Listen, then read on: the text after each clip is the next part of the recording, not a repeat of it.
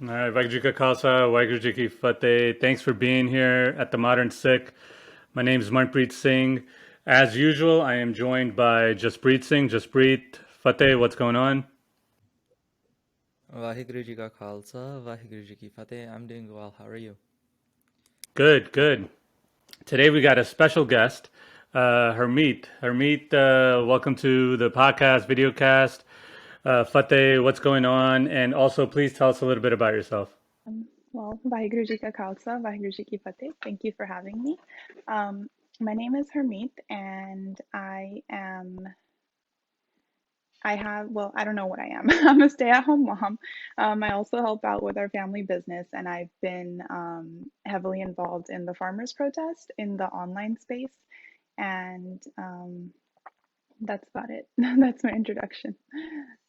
All right, it's great to have you here. It's great to have a guest because maybe we'll do another farmers protest video cast soon, actually, and we'll have you on for that too. But today I want to talk about, so last podcast we had, we left off with gurdwaras. We were talking about gurdwaras and we talked about women, but we didn't have that much time for it. So we wanted to do a whole podcast on talking about women in Sikhi, past, future, and the present. So when you think women and Sikhi, what comes to your mind, Hermeet? So I think I'll start by saying that I was born into a Sikh family, but I have not, I don't think I've truly embarked on the path of Sikhi yet, and um, it's not as integrated into my life as perhaps it should be. But so I don't know much about Sikh history or maybe even the Bani, but I did grow up going to the Gurdwara every Sunday, and even in between. And my Dadaji was heavily involved in the Gurdwara politics while I was growing up. So I've also, seen that side of it and the leadership and stuff. So I might be able to speak a little bit on that and like how women are missing from that. So I just wanted to give that disclaimer that I am in no ways do I feel competent um, speaking that much about um, women in Sikhi other than just my personal experience. And I think that's actually very valid, though. I mean, um, so from just a Sikh history angle, um, oftentimes the thing that matters most to Sikhs and why a lot of us say that Sikhi is very different is because experience matters here. It's not about just jargon and it's not about what you know, it's how you apply it. It's not just knowledge, it's also wisdom. And so, one of the reasons that we actually wanted you on this podcast was because you have that experience of being a female, going into Sikh spaces, and because I think a lot of women actually share that story of being taken to the gurdwara as young kids and having family members that are actually part of the leadership rather than any females that they have seen take up that space. And so I think you speak from a breadth of knowledge that both me and Manpreet don't have. Because I grew up in the Gurdwara, I grew up like learning Santya and all that stuff. So that's where my angle's from, right? And my family was also in leadership. Some of them still are involved, and I get to be a part of that table now because now I have a dari. But so my angle is very different. Like I see it from my privileged angle, and as much as you might not know about the Barney or the history aspect of it, you do bring a lot of perspective from someone that has been historically disenfranchised in terms of our institutions. Look, I want to talk about, let's talk about the Gurdwara, since that's where we left off last podcast, and talk about women. This is what I see. And so maybe you could challenge my perception or not. And let's talk about it for a little. So, because this really hit me, I was listening to the Institute, the Sikh Research Institute, and Inni talking about it. And then it hit me too that she had a story where she just decided one day to get up and do the prasad, to distribute the prasad. And there was this one guy there that didn't take it from her. and he just didn't want to. And I was like, okay. But the story is that other guys stepped up and they're like, no, no, menu videos and stuff like that. But the thing is, like, so that it just hit me. I'm like, man, do I even see women distributing prasad at a gurdwara? And I live in New York, so I've been to many gurdwaras here, and so many have popped up recently. I've never seen that, and I never noticed it. Maybe I was just blind, so I never seen that.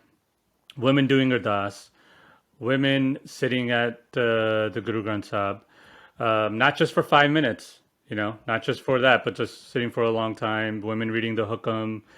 I don't see any of that happening. Where I do see the women, of course, is in the kitchen, doing the seva there, and that's like where it's expected. Like, oh, where's my mom? Oh, she's probably downstairs. So you go downstairs. So I wanted to get your perspective on that because you did talk about Gurdwara, and then Jaspreet, you too. Like, so two things. So have you guys noticed that too? Are there any Gurdwaras that do this? Also, um, is this ever going to change, in your opinion?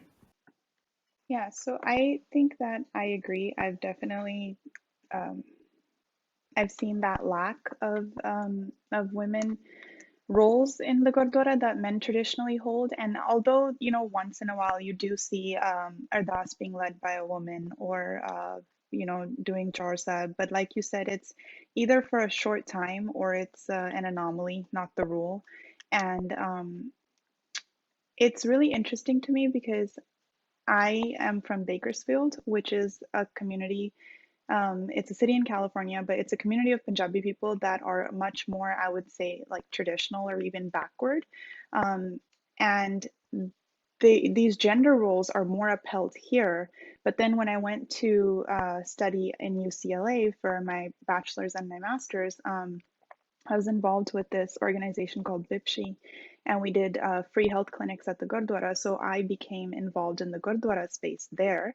And there's a Gurdwara there called Khalsa Care Foundation, and it's one of the more equitable Gurdwara that I've seen. And there, and another two or three of the Gurdwara in LA, you see the women in a little bit more of the leadership role or respected. And you see the women, like, how men kind of stand outside the Gurdwara and chat. You see the women chatting about their business, or, some woman is a doctor and someone's coming up to her and saying, hey, I have this problem, can you check it out? Or they're chatting amongst the genders as well, or the children are, and it's allowed. So they're more than just in the kitchen, because the Gurdwara for many Punjabi people is also like a community space too, to gather every week. It's a communal space. So even not only do you not see women like outside of the Darbar Sahib, like not only do you not see women having functional roles in the Darbar Sahib, but in communities like Bakersfield, you don't even see women standing outside and chatting as much. They're just simply sitting as sangat, or they're in the kitchen doing seva. So when I went to the LA Sangat, I saw that change. And I think the difference is that our religion is beautiful, but at the end of the day, when it's institutionalized, it's led by people, right? By most likely men. And it then serves to kind of uphold the same values that we want to as a community. So in Bakersfield, a more misogynistic or patriarchal community, the Gurdwara work to suppress the women and young girls more than in more equitable communities like the LA Sangat that I saw. So that actually brings up two questions from my angle as well. The first one is I've seen, because of this disparity, one of the things that a lot of women have taken up as initiatives is that if men are not going to give us the spaces for ourselves, we're going to create exclusive spaces where women feel comfortable and grow themselves. So they've created either women-led organizations, or they've created women-only spaces so that women have a comfortable place and a safe space to talk about their own experiences and their own issues and that they are going through, which is great, personally. But it also creates this controlled environment in which the actual issues aren't dealt with. You're trying to deal with them slowly, incrementally, but it directly it's not dealing with that issue. So that's the first question: is what are your thoughts on that? And the second one is that if, say that we had to form a gurdwara tomorrow, and we got to choose how the leadership will be earmarked, like bylaws, pretty much. What are your thoughts on creating a quota system for women having to be at least half of the leadership in meaningful leadership? So, if you have four positions that are like president, vice president, secretary, and treasurer, that two of those positions have to be held by women at all times.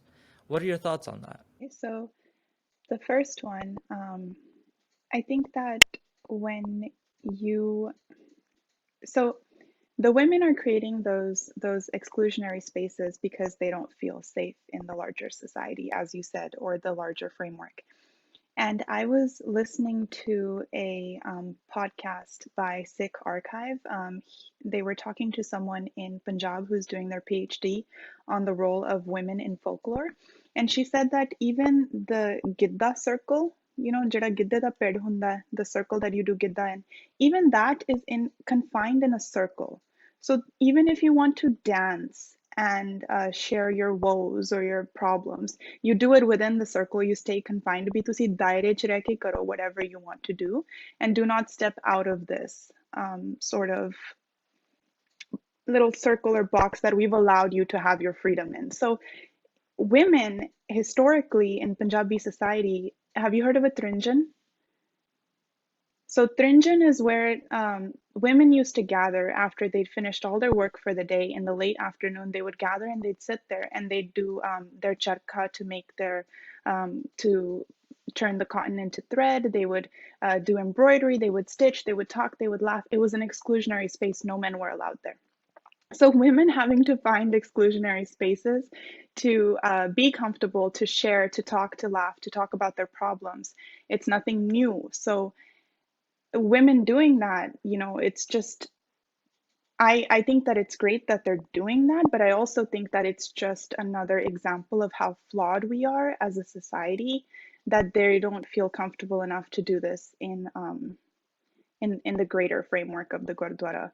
I think that if women are sitting and discussing their problems, I think that young boys should be allowed in that space to listen to it. Because a lot of these issues affect everyone. So it would be really good for impressionable young boys and girls to sit there and listen when women speak or when people of lower castes speak, to kind of unlearn all the things that we're taught. And not lower caste because they're higher or lower, but that's like sort of the label or designation that our society has given them. And then the second question, I think that it would be great if we allow and normalize women being in leadership positions, but just like, so biologically, women birth children, and usually they're the primary caregiver. I am starting to make myself feel more comfortable talking about breastfeeding. I breastfed my baby from the day she was born until now. She's over a year old. And that really restricts my schedule and what I can do. I'm the only one that can put her to sleep because she's used to falling asleep that way. So when you said to do this podcast, there's like these really short windows that I can be available. So I think that society, not even Punjabi society, but even American society, has to understand that women are, we birth children, and for the first year or so, usually we give more to the child. And if you want a successful society with women being able to balance both, then you need to give them the tools to be able to balance it. So if there are women in these leadership positions in gurdwaras or in any other spaces, then the men have to adjust and give and take so that the women don't constantly feel like that they're apologizing for all the other hats that they're wearing. Yeah, wow, that was a lot there for me to unpack. Um, all right, so a couple of things. I think in the Gurdwara spaces, I think there definitely needs to be quotas. There definitely needs to be women. I've never seen president be a woman. So I was a secretary. I've seen a secretary be a woman. I've never seen president or whatever. I don't even know if they have VPs be a woman. Or they're the school teacher. That's about it. Those are like the roles. So Yeah, I think there needs to be more. I think there needs to be. I honest. So another pain of this is that I don't think women step up as much as they should. I don't think maybe their husbands might not be supportive, or their dads, or their brothers, or whoever might not be supportive. But I want them to step up more. You're not going to get anything if you don't. This is life. If you don't ask for it, you're not going to get it. If you don't ask for a raise in your job, you ain't going to get it. They're not. The bosses ain't that nice that they're just going to give it to you. So you got to ask and step up. And I think so. This is my perceptions, and this is what I experienced. That a lot of women. First of all, let's talk about let's dwindle this down a little. First of all, a lot of women don't care about the Gurdwara thing. They just want to go to Gurdwara, meet the friend, do all that stuff. They don't care about what's happening. They don't care about systematic oppression and all these other things. They nor their husbands care. So the women that do care, a lot of them feel that they can't say anything or do anything or cause a ruckus and just keep it status quo and blah blah. But the women that don't even care about that, then you just left with a small percentage point, in my opinion. And so where like I would love to see, like, I'm gonna ask my wife to do this, but the problem is, like, I don't know if she is, but I'll be like, hey, could you go up and you want to do the prasad seva right now? Like, why don't you go up? I just want to see what happens, because I would be, I'd step up too, but my wife would be like, no, why cause a ruckus? This that. Uh, but so I see, like, they're not helping each other. So I was like, it's one of these like weird things where women need to are not helping each other in this area, just because, not that they don't care, it's not priority for them. It's like, whatever, it's okay. So but I that's why when I teach, like, I have a daughter, right? And so I want her to, we say all these things, and she learns all these things about Sikhi, which we will teach her. She's only 20 months now, but she's going to be like, I hope she asks me one day, but Dad, we're supposed to be equal. Why aren't the women doing this? And why aren't the women doing that? When that question comes up, it's going to be like, oh, okay. She's not going to know what systematic repression is at four. So it's one of these things that I think women have to start stepping up with women. It's like a weird thing. It's just that I don't know. It's like they come together, but when it comes to these types of things, they don't want to rattle any cages. Maybe they don't want to make their brothers, husbands, dads upset. But until that happens, until men start feeling uncomfortable and men get upset, nothing is going to change, in my opinion. Um, any thoughts before I get to the Punjabi cultural aspect? Because I do have this gidda bhangra thing I want to talk about. Oh, yeah, no, no, I agree. I think that, I mean, we all live in this.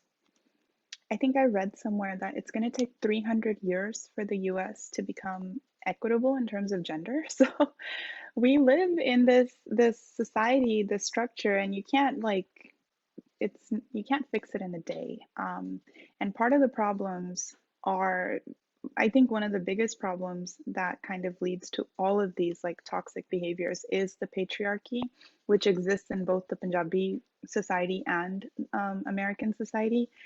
And men and women both perpetuate it. So, like you said, women aren't really there to support each other. And it's because they've been taught what a good woman is, and maybe someone who's rustling a lot of feathers is not a good woman, or maybe she's not being a good mother, or so many reasons to judge each other because you're just constantly set out to compete against each other. And I agree, if there were more women who were comfortable shaking things up and others who stood behind them, I don't think men stand a chance then to kind of try to shut the women down at that point. So I hear what you're saying, and I personally, for me, I like to shake things up a lot. My husband was born and raised here by a very strong mother, so that's why he's comfortable with me um, being a confident woman. My father and my brother are only comfortable with it now because I'm married and I'm out of their jurisdiction. So if I wasn't married, I don't think I'd be doing all of the stuff that I'm doing right now. Yeah. No, I hear you on that. I hear you on that. Your whole same thing with my wife too, by the way. She was a very strict household. But when she came here, I was like, dude, do what you want. This is what you should be doing. And, she just, now she could do whatever. And they don't say anything to her because now she's with me. So it's like, okay, whatever. But I do want to talk about, I don't know what happened with Jaspreet. I do want to talk about, um, it's funny, the gidda thing. I never realized what you just said with the Punjabi folk gidda stuff. They're in a circle. I always thought that was part of the gidda routine. Um, but I just want to say that for some reason, I mean, I'm all for girls. I'm all for girls. And then I know I was on a Bhangra team when I was much younger. Um, but now, like, the girls are doing Bhangra, and that's like a thing. And they're trying to do all the steps the guys could do. And I think that's great. But it's not like, I'm like, why can't they do Gidda? This is what I think, and I listen to all sorts of Punjabi music, mainly Punjabi. And I'm always like, yo, Gidda, it's like it's going to be like a dying art then. Because, um, so when you were saying that, I was just thinking, like, I would love to have my daughter do Gidda, do all the Bhangra, do all that stuff. That's great.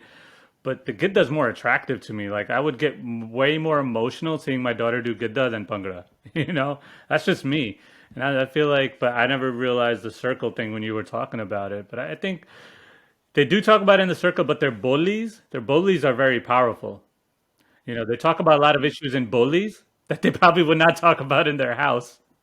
Yeah, that's exactly what I feel about gidda as well, is it um I watched I heard that podcast on women in folklore that I learned a lot about, um that I learned a lot from. And then there is this other guy, I'm forgetting his name, Paul Singh Samo. He teaches gidda on YouTube. And there is a lady who is his mentor, and she was explaining that gidda is the only way, the only agency that women had to complain about their husband, to complain about their mother-in-law, to complain about their nanan, to kind of express their love for their fathers, for their brothers. And even though all of these things exist within the patriarchal scope, um, it was still their way to share and express their feelings, which was important because it's not like they were writing journals. It's not like they were hopping on the phone to call their mom and vent. This is the space in which they were doing it. But that's where she brought up the circle idea. Is it's nobody had a rule that it has to be in a circle, but that's what it's symbolic of. The two reasons why, or the reason why they do the closed circle, is so that the men can't come in and look, so that the men can't watch, so the women feel comfortable dancing, so they close in a circle. And there are like a few boliyan and song about, men climbing the walls or the fences to look in, because it was not easy to look in to see the women dancing or to hear the boliyan that they're doing. So I think that if Gidda is that, if it is a way for women to express their frustration, and like Jaspreet brought up, women still trying to have exclusionary spaces, why can't we just continue the art form of Gidda? And just like they create Bolia, why don't we create our Bolia now about patriarchy and not being, considered equal to our brothers, and all the issues and problems we face? So I think that we shouldn't let it die. And in fact, we should just continue it the way that it always has been, is a voice for women to express their sort of frustrations. So, I actually, sorry, my internet was being weird, but I actually wanted to ask a couple of follow-up questions. I think that one of the reasons that no women come out is because there's a quote that's usually used about activism. It's first person through the wall is always bloodiest.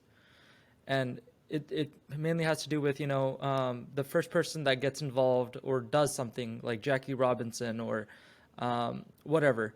They're always the ones that get most scrutinized, the ones that get demeaned, because they want them to step back again. They want them to go back into their space. And it's like Hillary Clinton, for example.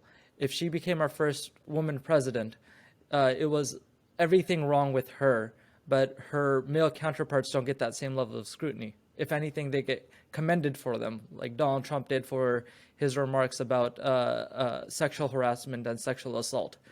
The thing is that I personally believe that there's development that has to take place for leadership to exist.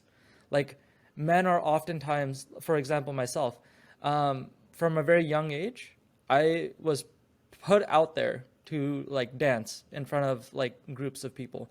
My mom would always try to push me to go dance in front of all the ladies at after Kirtans, which was really weird, but it was a thing. And it was like, I don't want to, but it was like, if I go home, I'm going to get beat. So might as well dance.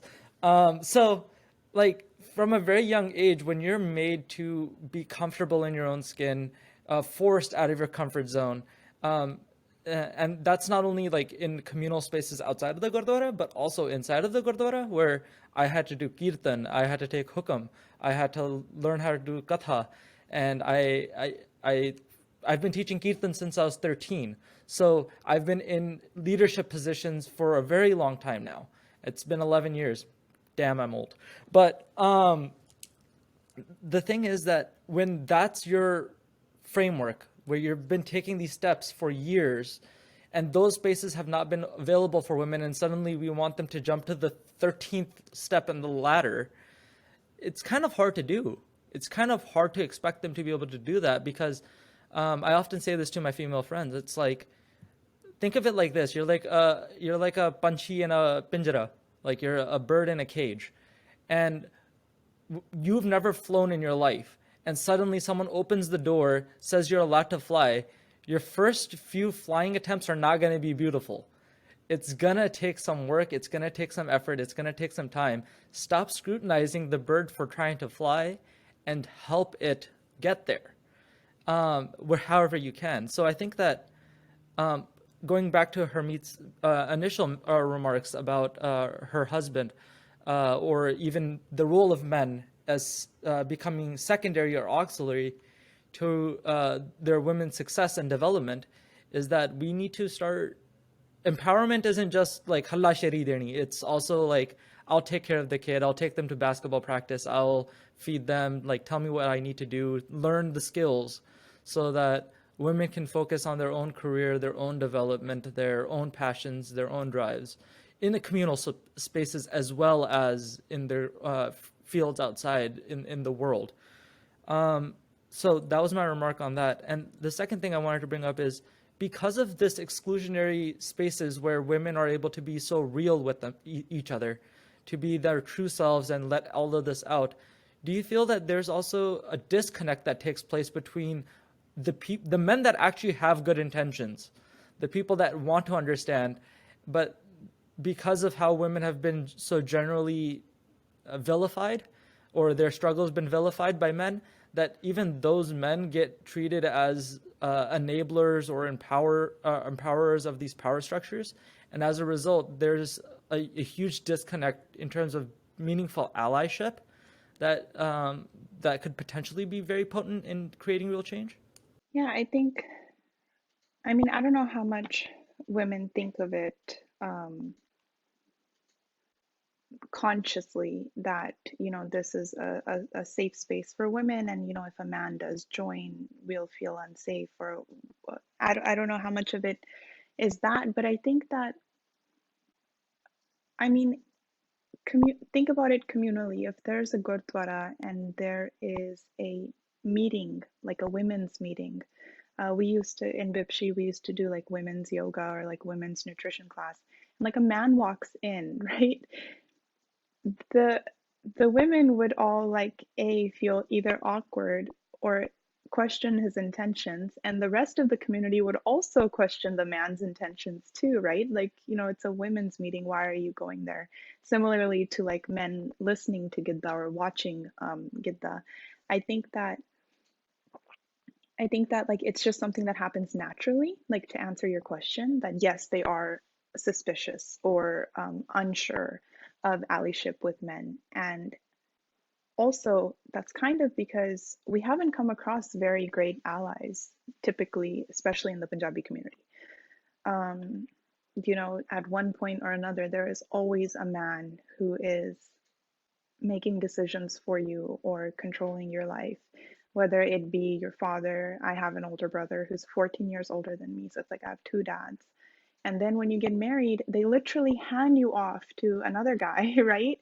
And now he's supposed to look out for you or make these decisions for you, or him and his entire family. Um, so I don't think that a lot of women have had a lot of allies that give them the space to kind of, like you said, like a bird flying for the first time, that give them the space to try to learn to fly and fail and learn and fail and learn. Um, so I don't think I answered that very elegantly, that question, but I think that it's natural for that disconnect to be there. And following up off of that, so there's this really famous poem. He's a Sikh poet. His name is Jaswant Singh Zafar. Maybe you've heard of him. And he has this poem called Maaf Karna, and it's a letter to Guru Nanak, right? And he talks about how Sikhs are not living up to the mission of Nanak, that he was someone who could spoil your kids, turn them into rebels, turn them into people that challenge the status quo. Because there's a story of Guru Nanak that people don't actually really know. There's this gurdwara called Gurdwara Kachi Kand. Going back to the topic of Ananda Cottage, right? So when Guru Nanak Maharaj, had the first Ananda Cottage. By the way, he had an interfaith Ananda Cottage because no other Sikhs existed. But so that's worth highlighting.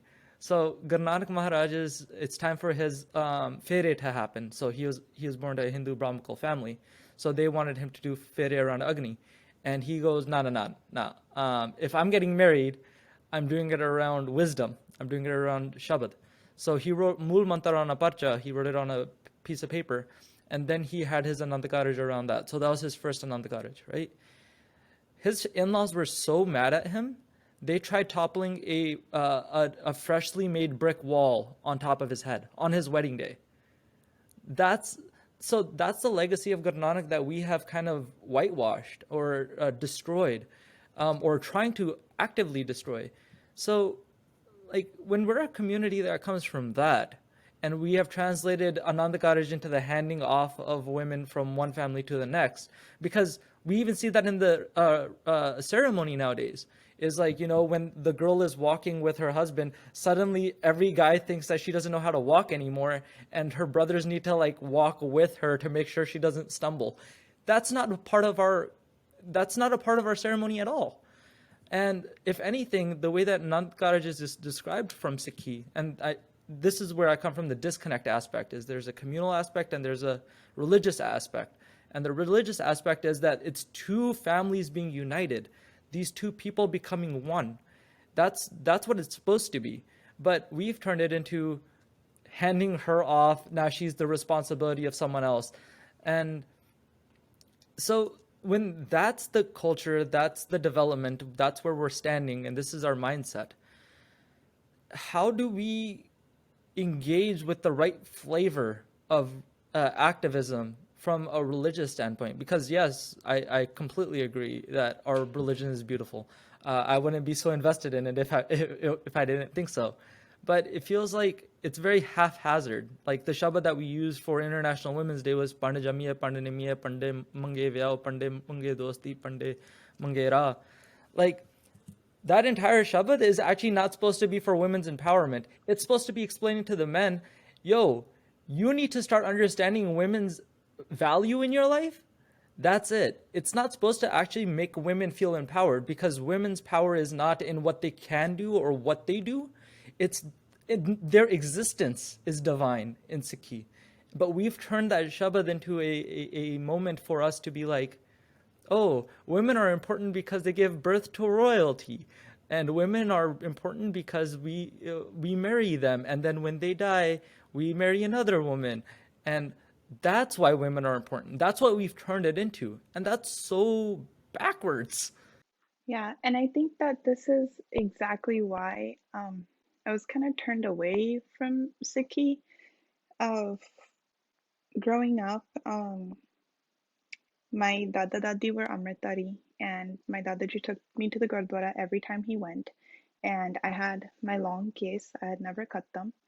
And I just you go to the Gurdwara and you see all the Kathavachk are men, and sometimes the way they would interpret the Bani used to be in very, very gendered and patriarchal ways.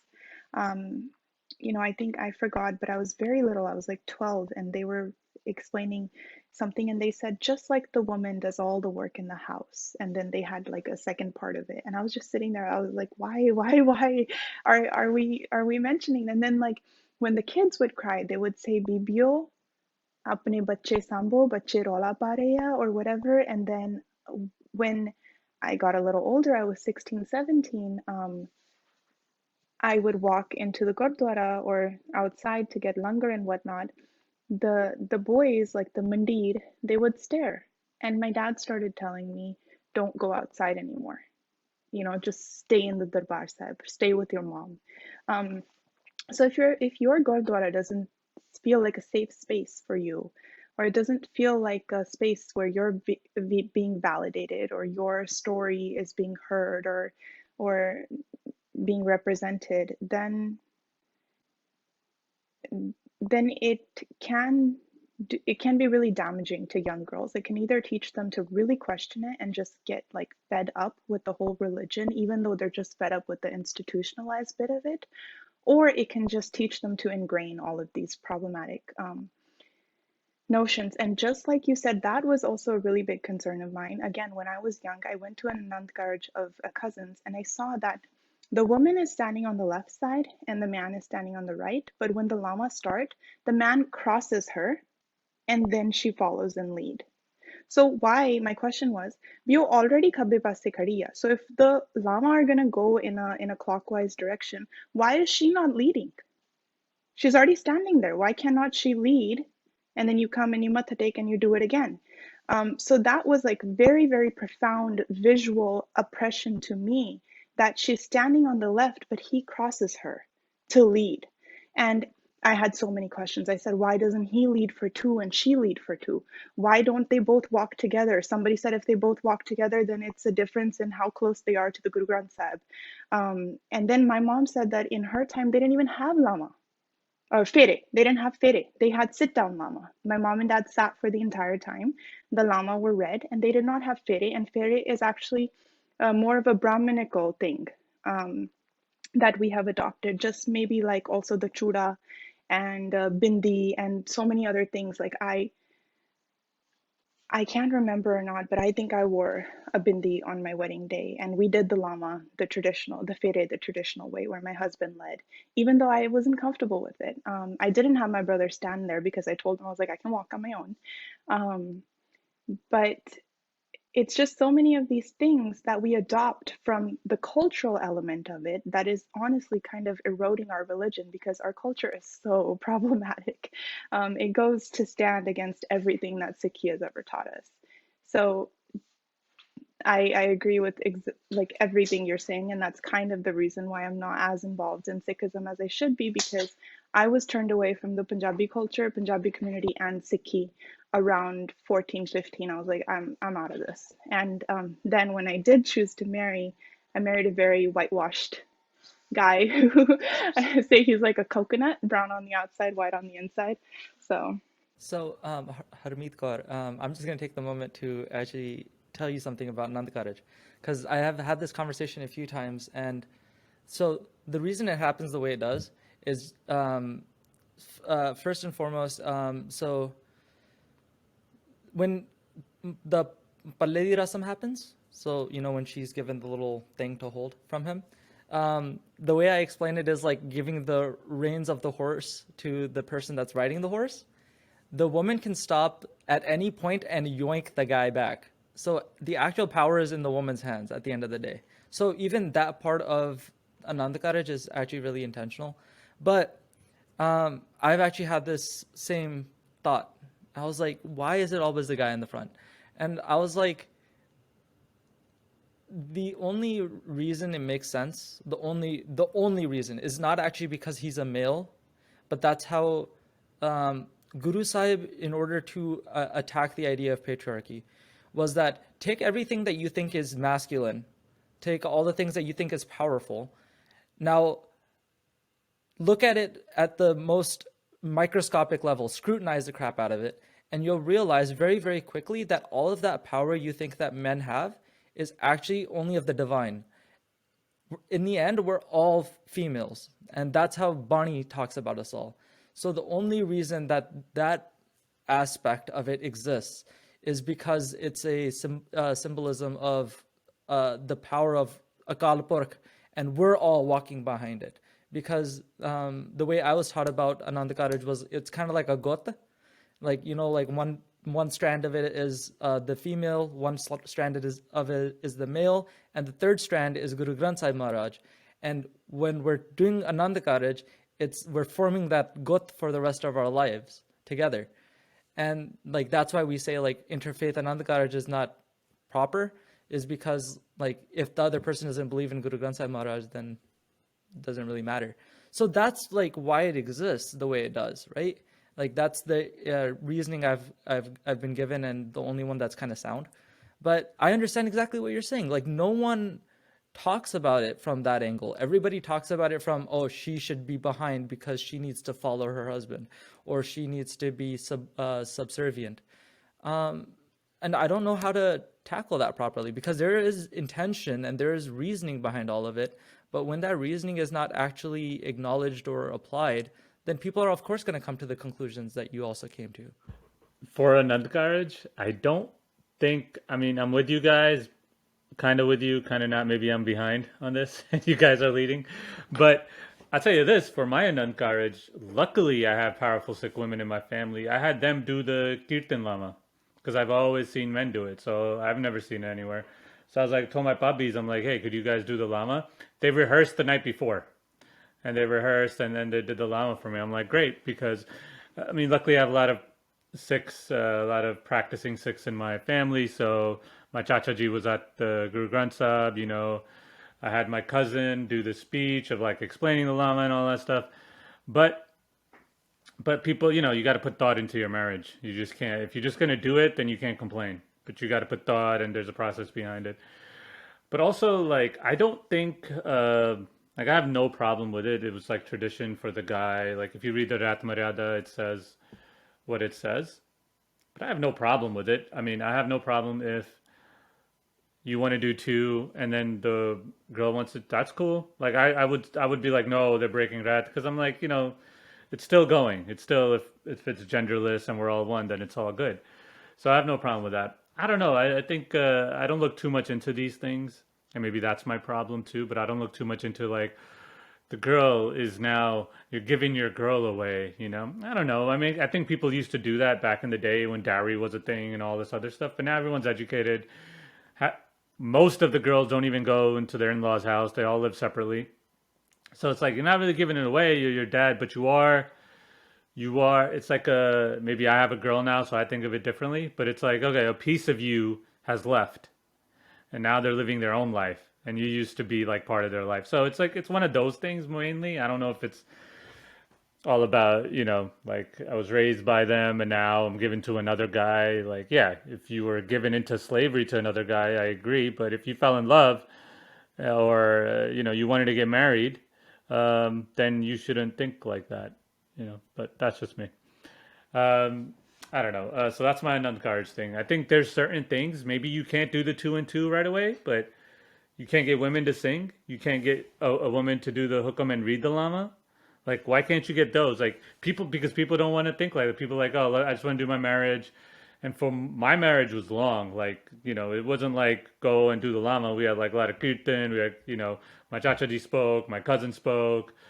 I think I had another guy there that, I don't know, my chachaji wanted him to speak, so he spoke too, which was nice. He didn't like take long like everybody else. Everyone says 5 minutes, but they take 15. But so I had a long wedding, but you got to put thought into it. You put thought into the party, you put thought into your wedding. A lot of people don't put thought into their wedding.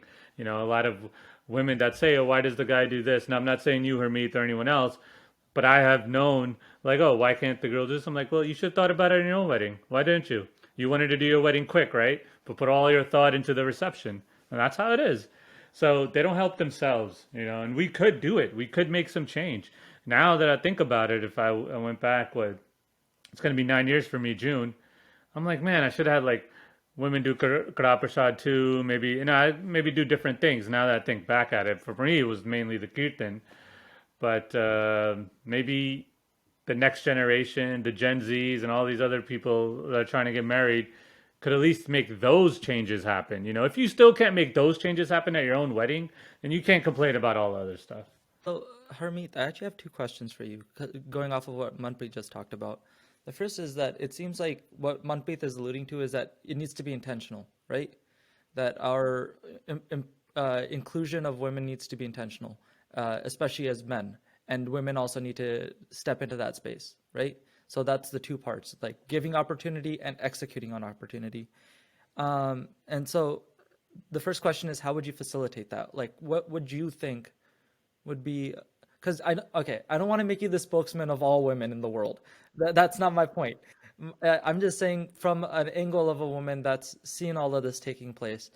Um, what are your ideas on a personal, individual level that would make you feel like, these are good things that we could probably implement in the next 5, 10 years on a personal level? Like, I would love to be able to help my female colleagues, peers, Sikhs, feel welcome in these spaces, but I just don't know how, because every time I try, oftentimes I feel a sense of anonymity, like we don't need you to do this for us. And I'm like, bro, I'm just here trying to help. And the second thing that I wanted to bring up, and this is on a personal level, because on Twitter, like every 3 months, there's this conversation that comes up about moving. Like, I'm not moving in with my in-laws because like if I have to move out, he has to move out, right? And I'm like, that's kind of problematic, because like just because one of you has to make the sacrifice doesn't mean it shouldn't be reciprocated if needed be. Like, I have a younger brother. If my future wife is the only child of her parents, I'm not going to ask her to move out. I'll move in with them. I'm completely fine with that. But this whole, if I can't have my side, you can't have your side, I find that very problematic personally. What are your thoughts on all of that? So for the first one, how can women be more involved in these spaces, like maybe in the next 5 to 10 years? I think that I said this on Instagram once or twice too, is we are doing a great job of raising strong girls. I mean, I'm sure like Manpreet is raising a strong 20-month-old. I'm raising a strong 16-month-old. We're thinking of it intentionally every single day. What we're teaching our daughters, how we praise them. I don't tell my daughter she's beautiful as much as I tell her she's strong. Um, and the kind of toys we buy her, we buy, if we she loves her play kitchen, but she also has a like mechanic station, and she has a soccer ball. So we want to give her all the opportunities. Um, but are we doing the same thing with our sons? Are we intentionally buying our 2-year-old son a play kitchen?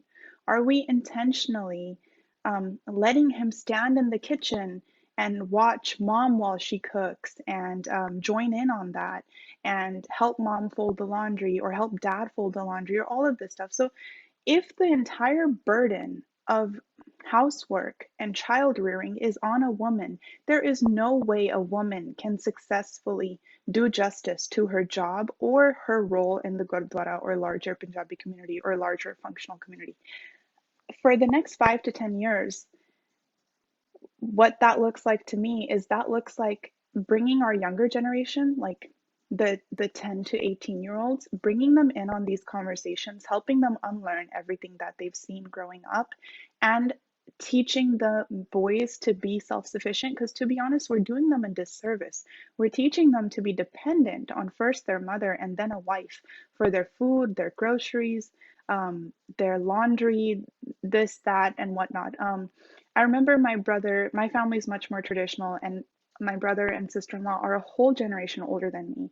My sister-in-law is from India. It was an arranged marriage. So when she came here, she was willingly upholding those problematic gender roles as well. My brother would come home, take off his clothes and throw them on the bed, and she would hang them. The next day he would say, "Oh, I want to wear my jeans from yesterday. Where are they?" And I'm like, "You're a grown man. You don't know where your own damn jeans are." Sorry, bad word. You don't know where your own jeans are. Like, you're making her leave her work to come find your jeans. So it's for women to excel in any space, especially like a gurdwara space. I think that the men have to step up, and for them to step up, we need to give them the tools to step up. Just like you said, a bird can't fly in a day. You can't expect a man to cook and take care of a child in a day. They have to kind of be initiated into it. It has to be normalized. We can't make fun of it. We have to make them feel comfortable for doing it. People say, "Oh, a man is cooking, why are you applauding it?" I think they should be applauded. They're taught their whole life that this is beneath them. And if a man is doing it, they're being a good ally, they're being a good partner, a good father. And so that's that first question.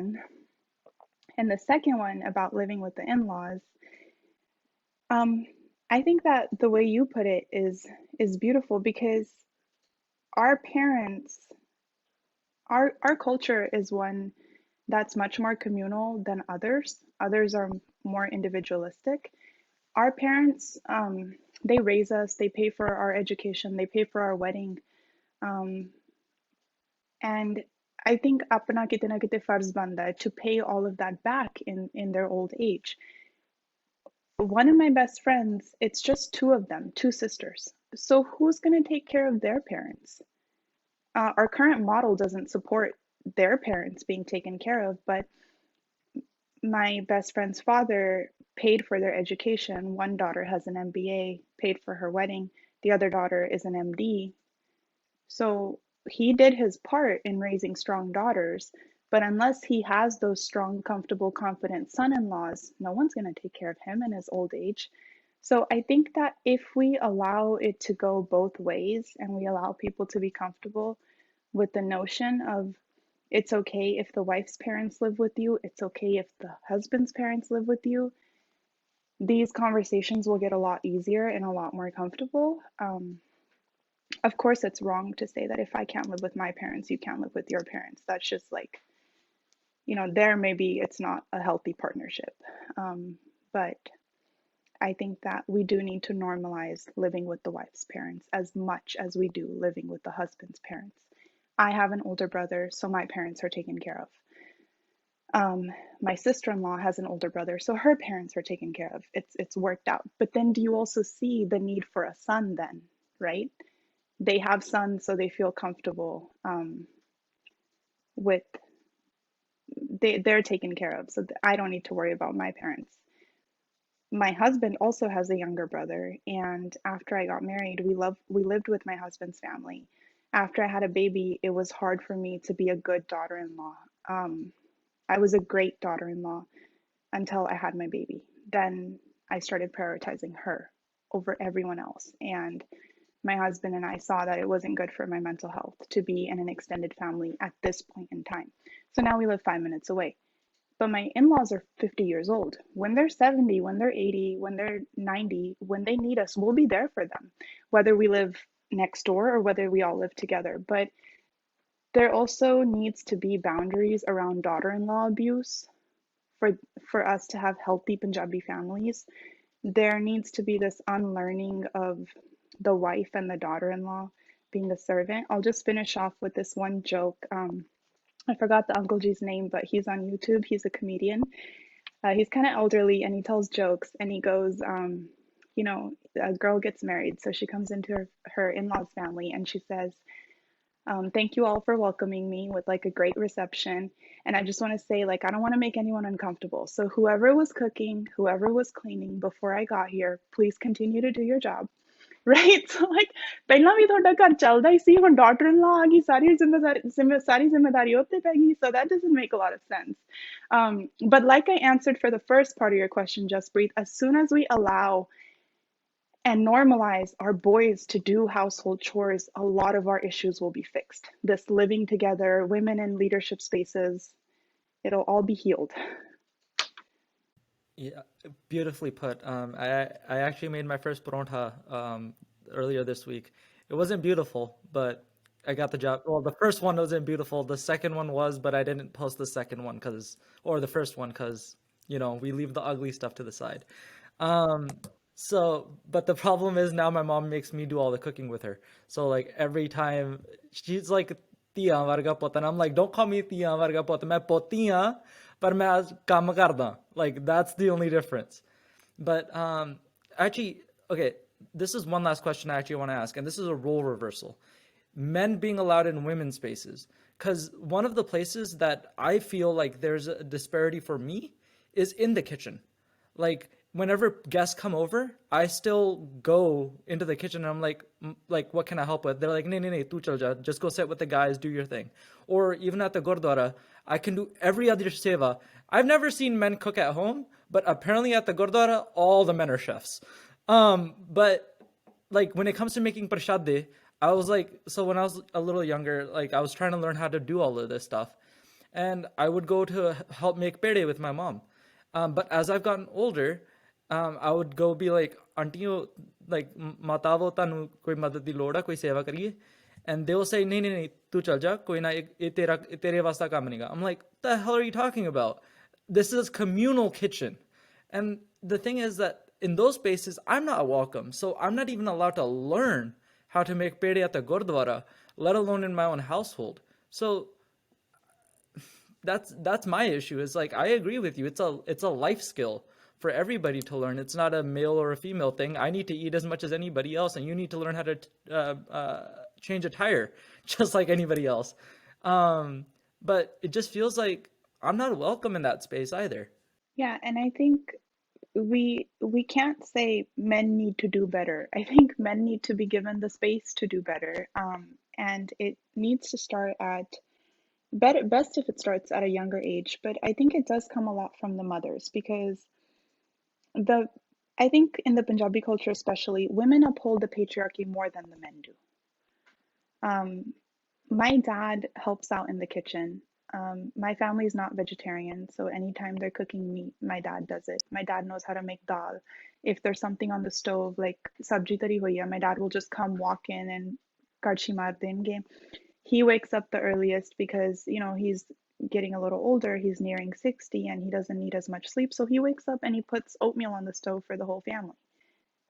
But I also remember when my dad was younger and he would come home from work, my mom would literally take his bag as he's entering, right? And then, like, he would take off his socks and just leave them there, and she would give him hot food. So, as my mom's energy is declining because my brother has 4 kids that she takes care of, now my dad is getting more and more ignored, and my dad is learning to kind of cope and learn his own life skills and take care of himself. So I think that it's the mothers and then the wives and the sisters that just, like you said, like nahi nahi nahi, tu na kar. My husband helps me with the dishes and the laundry and everything, but if my mom comes over or if his mom comes over, I tell him, I say, don't do the dishes while they're here.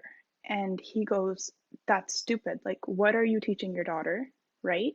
And I'm like, because I know what I'm gonna have to go through. Because they say, like, to my face, they'll be like, oh, put tu na kar, tu kam tu thakya hai, tu beja. And I'm like, I've been awake the same amount of hours he has been, right? I've been at home taking care of a baby. We're both equally tired. But if he's doing the dishes and there's other people here, they will come and say, don't do it, don't do it, don't do it. But if I'm doing the dishes, even if it's my own mother, I'm not saying my mother-in-law is bad. My own mother won't come and say, don't do it, don't do it, because it's okay, it's normal. So this concept of what's normal is, I think, what you're getting at is it's not normal for us to see a man doing dishes, a man in the kitchen, veling roti, unless he's like the laundry, and making roti. They do like the other bigger, more physical seva, like um, you see them stirring dal in the big patile and stuff like that, or changing the gas cylinders and stuff. But I have seen, and I do it myself too, where we tell the men to not do the housework when people are over, because what will they think of us, right? What will an auntie think of me if I'm sitting on the sofa and my husband's doing the dishes?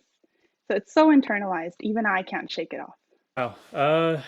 So I think that's one of the things that I've learned. My cousin said this one time, where we start compartmentalizing things, where the men or it's okay if you wash dishes and make rotis at the gurdwara, but at your own house, suddenly it's like, whoa, whoa, whoa. So it's like, hello, that's what gurdwara teaches you. But I don't even want to get into the gurdwara aspect because I already dogged on it so much, and people don't really go there for learning; they go there for attendance and all these other things. But yeah, I mean, what you guys were saying was interesting about cooking and cleaning. I'm just like thinking about my own life. I, I don't like doing dishes. I told my wife I don't like, if I need to do them, I'll do them. But I do the laundry, I do all the vacuum, I can do all that stuff. I just don't like doing dishes. That's my thing. I don't know why. I just don't like it. But my wife, I mean, my mom loves to cook. My wife loves to cook. You know, so it's I'm very lucky in that sense. Um, but I always tell my wife, that's one thing. See, that's one thing. I'm glad you were a little vulnerable there, Harmeet, in saying that. But that's one thing too that I told my wife I have this superpower, and I want you to have this superpower where I don't give an F about what anyone thinks, unless it's the people that I love. Yeah. So I just have that, and my wife, she's doesn't. A lot of people don't have that. So it's one of those things where I want Sikhs to, when you're doing the right thing, and it's the truth, and it aligns with Sikh values, your values, and all that, then it's all good. Then who cares what people are thinking? No one really cares. So I think women need to start having that a lot more. A lot of men have it probably more than women, but I think when women and Sikh women and Punjabi women, because I think no matter how much the Punjabi culture can be degrading to women or not empowering women enough, I think there's a lot of stuff in Punjabi culture which women are powerful too. I think Bhavir Singh writes about in a woman's perspective, and Sundari and those types of things. So it's about the women, being the force. We need more examples of that, and I think they have it. I think they just give up the power because I understand, man. Everyone's living their own life. You got to pick and choose your battles. So there's 50 other things to do. But women need to, I know because this podcast is getting long, women need to, I think, in Sikhi wise, if they could just do this, take the power of the Punjabi culture that it gives you, the empowerment, if it gives you anything, put that into Sikh values, give it to your children. I don't really care. My thing is, I don't really care about anyone that's like 50 plus. They're going to live the way they live. It's no one's Guru Amar Das where they're going to change like this with the wisdom of, that's hard to do. That's hard to do. And that's why when they complain about it, like, oh, asita budde ho gaye, asita sari umar ek kiti hai. Yeah, but I'm like, Guru Amar Das changed. Right? But they don't want to hear that. They just want to do their own thing. I'm like, all right, fine. You can't change that. That's all good. But what you can change is your house and the future generation. And I really want to see, and the reason I want to talk about this because I really want to see the women change with their husband and their husband supporting them in it, like change and start doing things that are more powerful and more empowerment to women. If our generation and our people don't do it, then we're a lost cause, and all we're going to do is complain. We're going to do more of these podcasts, and nothing's going to happen. So we really need to start. Don't worry about the parents. The parents live their life; they're going to do their thing. But I want to see us. I want to see us like doing things in the spaces where it was abnormal to like start doing like I did a little thing with the Kirtan. Okay, could someone start doing these little things here and there to make these references to do something? I don't know. I just feel like if you could get to that spot where little like you were saying, no one's gonna go to step 13, just breathe. But if they just start doing just a little nudge. I'm not seeing the nudges, and maybe I'm not seeing the right things. I'm just not seeing the nudges. I was talking to this other like girl, I guess she always talks about on Twitter, always like about women and you don't see it and masculinity everywhere. I'm like, yeah, you don't even have your real name. Where's your real name? You're hiding behind Twitter. Like just a little nuts. Like be a little powerful.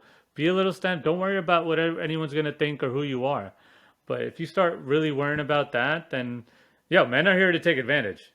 Men, human beings are here to take advantage of situations, and that's what's going to happen. So if we could get a little more nudge into like women, my wife, everybody, like the daughters, and you're right, the daughters are trying to empower them, and the men need to be empowered too. The boys need to learn too, like, okay, you could be in the kitchen, you could do things, be who you are, everyone's equal. And so I think that's great. I think that's a great step. I just hope in the next year or two or three we see a lot more happening in like the communal aspect.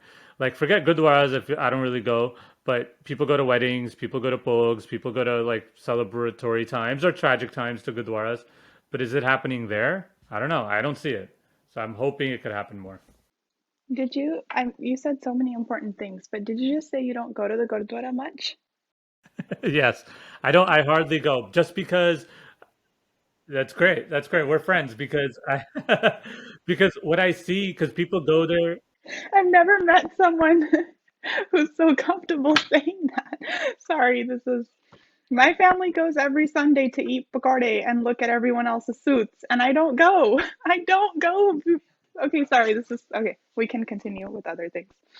Yeah, I was just gonna take last remarks from myself, and then I'm gonna let you finish off Hermeet, because I actually, for once in my life, I want to hear a woman get the last word in, for goddamn sake. Anyways, I actually want to bring it back to Barney, but now I want to talk about Gurdwara stuff.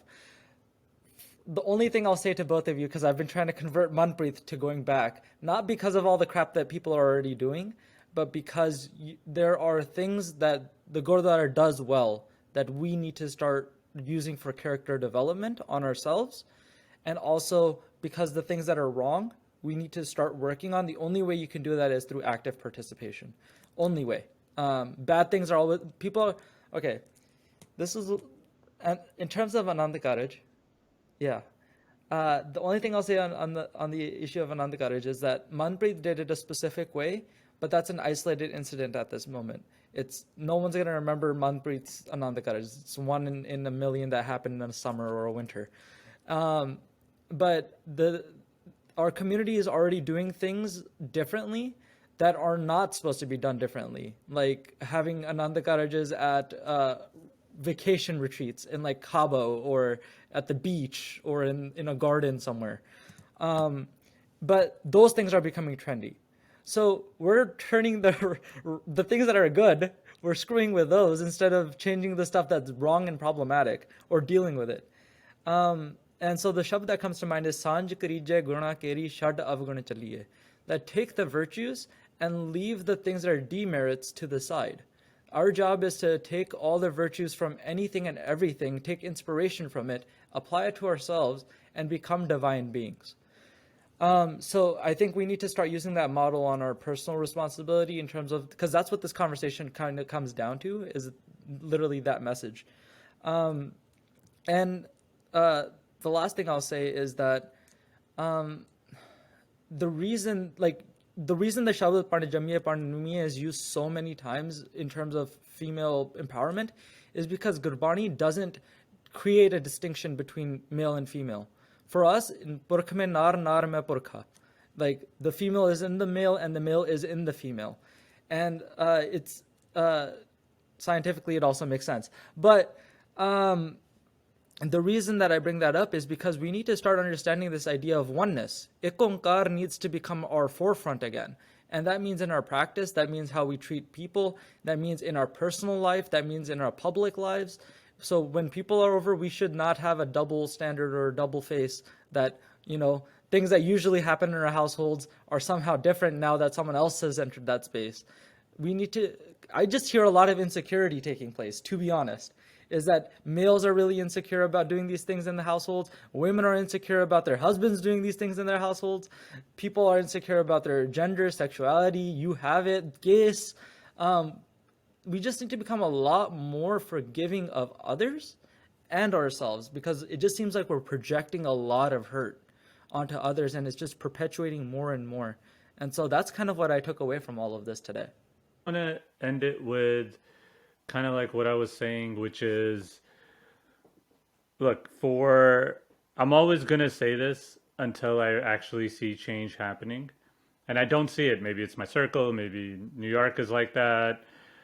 But when people talk about women and Sikhi and oh, we're all equal and uh, gender roles and stuff, I think when anyone says it, if somebody could just say, "What are you talking about?" Because it's not happening in the main place you go, which is Gurdwara, right? That's the main place where Sikhs get together. So it's like you could say all this stuff you want, but I want to challenge. I want people to step up and start challenging their parents, aunts, uncles, whoever talks like this, to be like, where? Okay, so where are the women? Tell me where are the women. Why don't women do uh, the Deg Seva? Why don't women do the Hukam Namas at the Gurdwara? Why not? I just want to see their answers. I think when women start asking the question, when women's husbands start asking that, and be like, oh, okay, so we go every Sunday. Can we do one? Can I just go and distribute prasad? Can I go and take a hukamnama? Can I go sit there? So I want to actually see that, and I think when I start going, I don't think I am, but when I do start going, maybe it'll hit me one time that what Jaspreet said, and I'll go. But I don't think when I start going, I want to see that, and I just hope that people can start nudging just a little bit, like here and there, just start saying things and making people think differently. And maybe you want to hear the bullshit excuse that they're going to give you because it is going to be bullshit. But maybe you could hear it and then you'd be like, oh, that's not right. And maybe start a conversation. And maybe you'll hit them hard and be like, oh, yeah, no one's going to say anything if you do it. Maybe if you do it or somebody does it, maybe they won't say anything or maybe it'll cause something. So, anyways, until you start making people uncomfortable, so women start making the men feel uncomfortable, it's going to be status quo all day. So, hopefully, to anyone listening, all the women out there or whatever, if you are listening, or if there's a husband listening, or a brother or a dad, that you encourage this behavior to happen. Don't worry about making people comfortable all the time. The gurus did not make people comfortable all the time. You know, it was about making you a little uncomfortable so you could actually see the wisdom and all those things. So, anyways, I hope that's the message we get out. Yeah, and I agree. And I guess my last remarks are I agree with what Manpreet said. When you have to pick and choose your battles, and you might not be able to change our parents' generation. And I have always thought, I think that this happened with me when up until I was 18, I was living with my parents, obviously. And then I went to college 2 hours away. That is when I did a lot of this unlearning that, the men in my family sit down to eat first, and my mom and my bubby and me. Sometimes I used to sit down and eat with them, but my mom and my bubby would serve, and they'd get done eating, and then my mom and bubby would eat. It wasn't like malicious, like thou must not eat with us. It was just that's the way it was. And I thought that was normal. Like all these things are normal. They're okay. That's just the way it is. My dad would get dressed and sit on the sofa and be like, "Jirabba liao." My mom never sat on the sofa and said, "Meri chunni liao, mera phone liao." You know what I mean? So I went to college and I did all of this unlearning. And when I did this unlearning, I was frustrated and confused every single time I went back home because I was like, this is the way things should be, but this is the way they are. And there is clearly a gap, and I'm just getting tired and frustrated. And now all those things I'm able to actually put into application because I have this little pod of me, my husband, and my daughter. And we can break this cycle moving forward in the next generation, within our own generation, and in the next generation. My husband's talking, he's like distracting me right now. But I think that because we can't change our parents' generation, or we need to pick and choose our battles and conserve our energy, and we might be a lot more effective in changing the next generation and changing ourselves. I think a lot of these conversations can happen on social media. They can happen with friends sitting in a group. They can happen at the gurdwara. They can happen everywhere. And just like Manpreet said, to start nudging, I think we should just start talking about things like, oh, hey, why is this Punjabi song this way? Or why is this Anand Karaj Rasam this way? Or why is this like this Gurdwara leadership this way? Why are there no women in it? And sometimes it does get frustrating for me still too, because I will have all these views on a podcast or I'll have them on social media, but then I go to my parents' house and I'll make John and serve it to everybody, but my dad and my brother won't. So it's kind of like living this double life. Like Jaspreet said too, we have to kind of stop with the insecurities. I think I still try to be a good daughter, and I still try to be a good daughter-in-law all the time. And it's this just kind of like the farmers protest, this too, it's a long battle and you have to be sustainable in this work also. You can't burn yourself out. So those are my thoughts. No, thanks for being with us and thanks for closing us out, Harmeet. Appreciate your time. Jaspreet, appreciate your time. I hope we could do more of these in the future, and I hope let's talk about the farmers too. Let's get an update on what's happening there. But thank you for coming on. Waheguru Ji Ka Khalsa, Waheguru Ji Ki Fateh.